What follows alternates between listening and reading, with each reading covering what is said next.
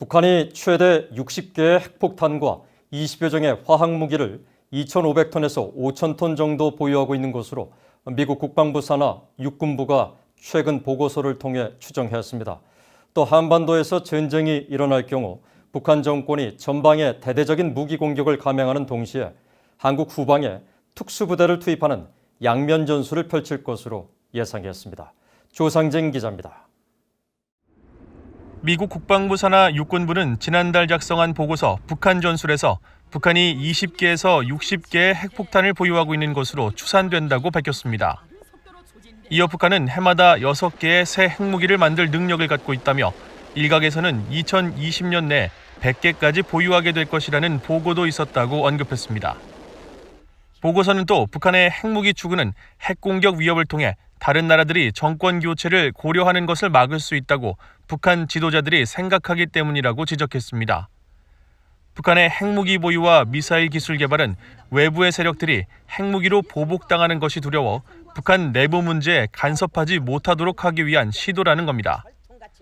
특히 김씨 일가는 리비아의 무아마르 가다피가 2003년 핵무기를 포기한 이후 발생한 것과 같은 일이 북한에서 일어나는 것을 원치 않는다고 분석했습니다. 보고서는 또 북한이 오랫동안 신경가스 등을 생산하는 화학무기 프로그램을 진행해왔다고 지적했습니다. 그러면서 약 20여 종의 화학무기를 2,500톤에서 5,000톤 정도 보유하고 있는 북한은 세계에서 세 번째로 화학무기를 많이 보유한 나라라고 지적했습니다. 아울러 보고서는 북한이 한국과 미국 또는 일본을 겨냥해 탄저균과 천연두를 미사일에 실어 무기화할 수 있을 것으로 판단했습니다. 그러면서 북한이 1kg의 탄저균만 이용해도 서울 시민 5만 명이 사망에 이를 것으로 예상했습니다. 보고서는 또 북한이 한반도 전쟁 발발 시 양면전을 추구할 것이라면서 먼저 휴전선을 넘어 대대적인 공격을 감행하면서 한국의 수도 서울을 고립시키기 위해 상당한 양의 화력과 화학 공격을 집중시킬 것이라고 지적했습니다. 이어 이 같은 1차적 전면전에 이어 북한 인민군 내 특수부대를 한국 후방 지역에 투입시키는 2차적 전면전을 펼칠 것으로 전망했습니다.